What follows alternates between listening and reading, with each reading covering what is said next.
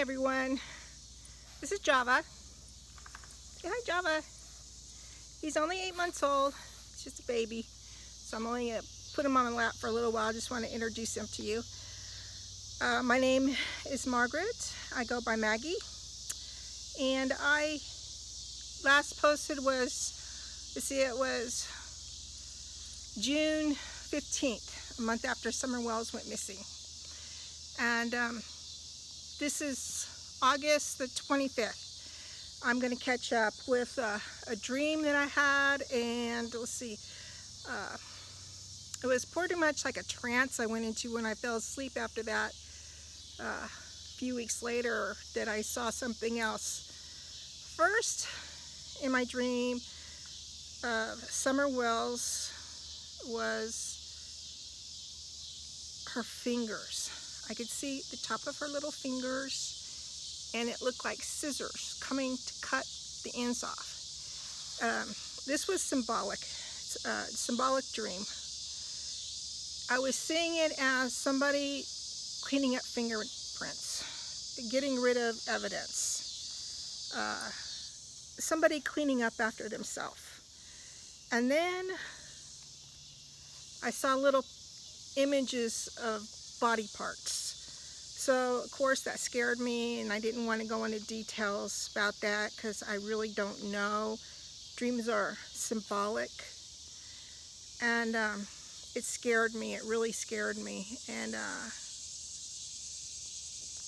how it started out was being at the Bly and Wells residence, and Candace was there as a dog. She was a Labrador mix. She looked like a golden retriever mix. A really happy, fun, small, medium-sized dog. And then she jumped on me, and I went to hug her, like I'm like hugging my Java.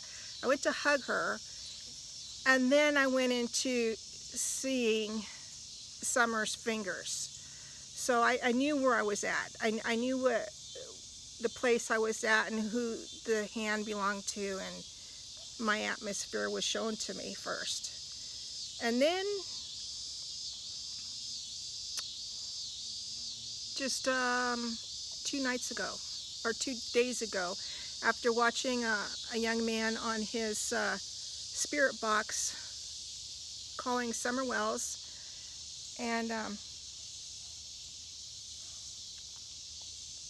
listening to him. I never watched him before, and I'm kind of a critic when it comes to communication and talking to spirits, and I like to watch how people communicate on the spirit box, and I'm probably going to end up make one for myself, because there's a lot of things that people are doing that I see as an error that I think I could be better at because of my experience.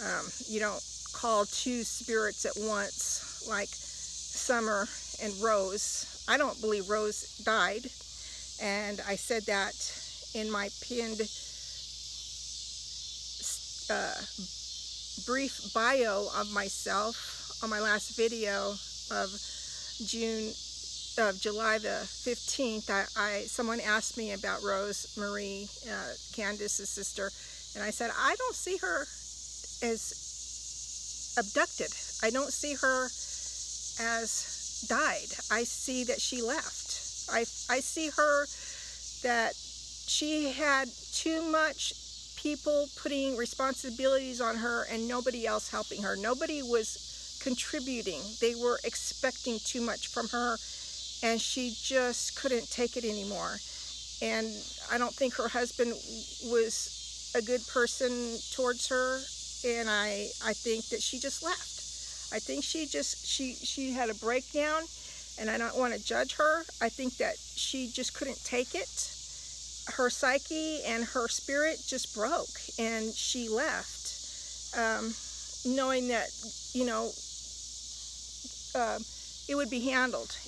Things would be handled, and she had to help herself right then. Most importantly, you have to take care of yourself first before you can help anyone else, and that's just the way life is.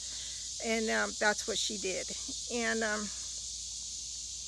When I see people in the spirit boxes calling for both of them, I just tune out. I don't watch them anymore. Put Java down. And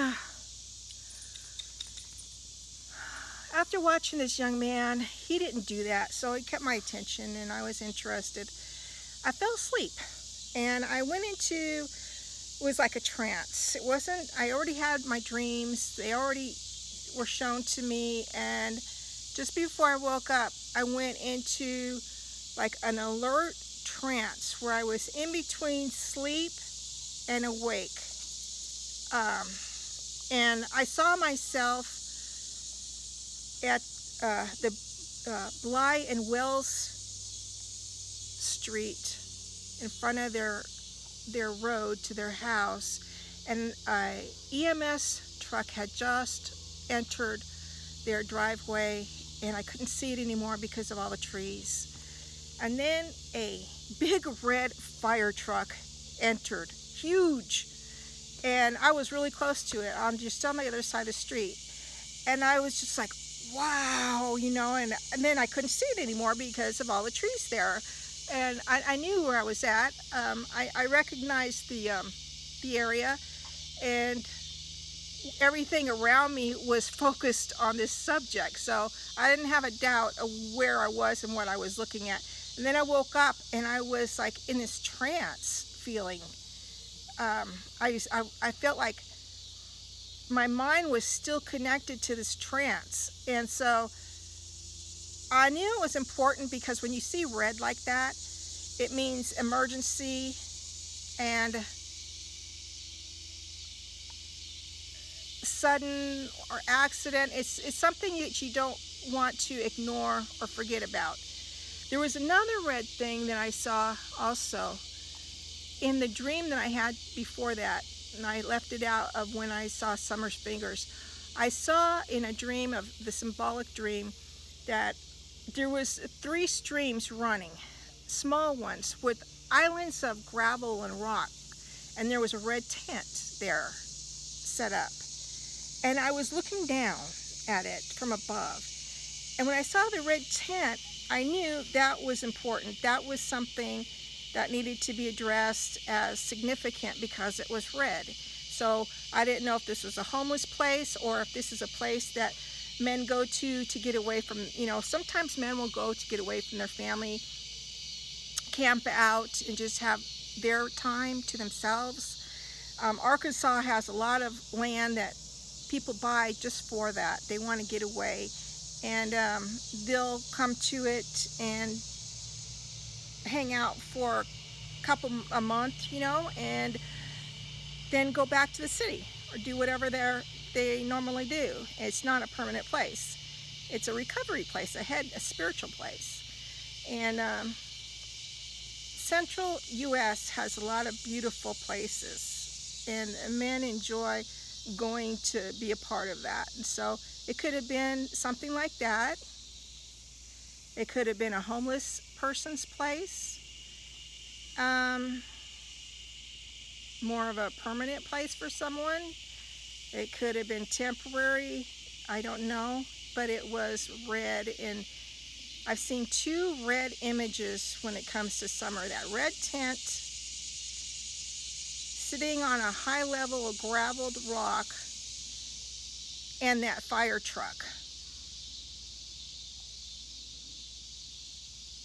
And I needed to document those. They weren't visions. I know what a vision is. I've had visions before.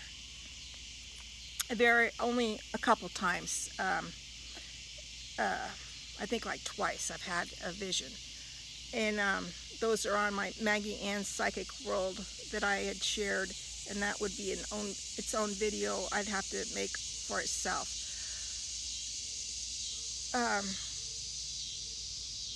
Rose Marie, Candace's sister, I never saw her or felt her as abducted or died. So people would ask me, well, what do you see about Rose? I mean, she's gone too, and a lot of gossipers are into that. They want to connect Summer and Rose together and I don't think that they are. I think that Rose just left. She was overwhelmed. She couldn't take anymore. And Summer is a different situation, a whole different ball game altogether. There's also been a man who has found a picture of a woman. I believe her name is Julie Letitz, Letz, and her images, her photos look just like Rosemarie. At first I wasn't sure because of the nose, but then after I spent some time and I looked at them, to me, I'm convinced that that is Rose, the same person. There's no past history of this woman before, I think it's 2014, and there's nothing on her anywhere else. And she's also a friend of Candace and Candace's mom, and she looks just like Rosemarie. And this man that found this profile has reported her to officials as a possible missing person found. And so don't think that you're the first person to discover this or report this. Don't go there because it's already been handled. I said that I didn't believe Rose was gone by abduction on my 2021 July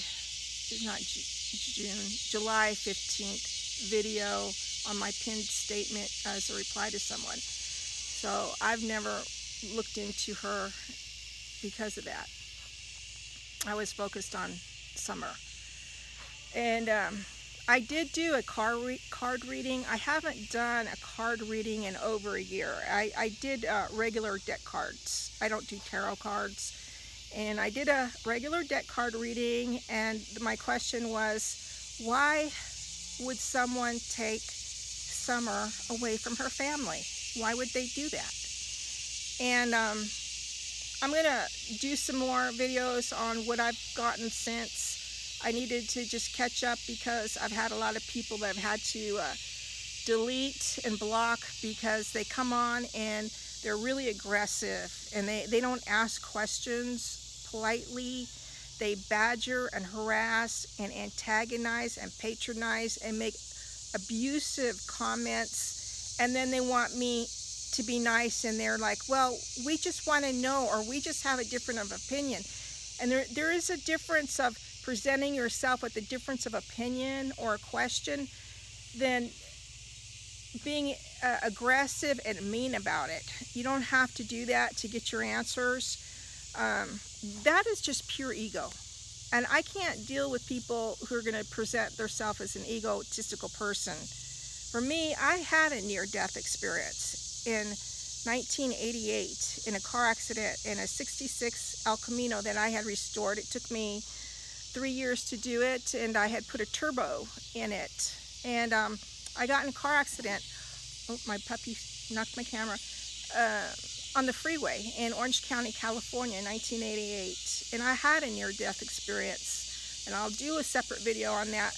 I just want to say the first thing that adjusted in me was my ego. That was the first thing that left me. Because I needed to get to that loving place that I felt God connected me to, that He wants me to have. He wants me to have that. And I promised, if He let me live, that I would be better to myself, what He was showing me He was giving me, that I wasn't giving myself. I was cheating myself. And I asked Him, I said, Lord, if you let me live, I promise I'll be better to myself. And because I felt His love. It was more than I can explain or imagine. It was just completely, no negative. It's just pure. And it's just so pure. You know you're cheating yourself here once you feel it. And my ego immediately adjusted. I let it go. It was my handicap. It was keeping me from everything that I needed to get close to that, to find that. And I had to get there. And it's taken me years of adjustment to let that go and have a different reality in life and a course in life that I have taken. And I'm not going to lower myself to people who present nothing but an ego and nothing on your plate. So please don't come to me like that. I will delete you. I will block you if you can't be civilized and adult and responsible for your behavior. I don't want anything to do with you. Okay, you're wasting my time. And I will make some more videos shortly. And there was also another thing that popped up. Somebody could possibly be a troll in this, because in my Facebook page, Maggie and Psychic World, dated June the 30th, I posted my first Summer Wells post, and I paid for it to be an ad, and it circulated the first week of July. And on that post, I had talked about being shown broken neck, and later I talked about how, let me get him, he wants it back up on my lap. And later I talked about how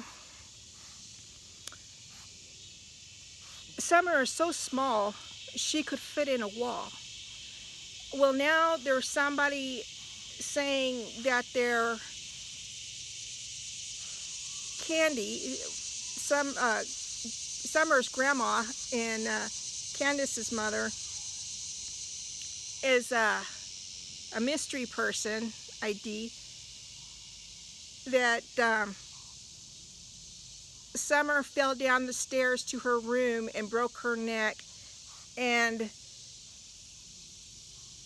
that Candace is afraid of Donald, and some other things about her body being in a wall now. And I told the person who shared that comment it could be a troll because of the information that I shared. So be careful what you read and see, because there's people reading other things and just making up their own things, and because they want attention. They want to be center of attention. And there's a lot of narcissists out there, and I'm finding out, especially when it comes to psychics and paranormal and things like that. They don't like it. They can't get to it, for one thing. They can't get outside of their self. They're too focused on their self to even comprehend being in contact with paranormal activities and other dimensions. It's too foreign for them. So be careful what you read, what you see. And I personally have enjoyed some of the comments that my new subscribers have left me, and I appreciate their help and how nice they've been, and positive and constructive, and I'm keeping my threads that way. We're all helping each other here, and I've really enjoyed looking at some of the videos that people have put out in regards to finding Summer Wells, because it's opened the door to so many nice and good people's lives that we are helping each other, and we really want to find Summer. So please be nice to one another, and let's make this a happy trip for everyone. Okay? Thank you. Java says bye-bye.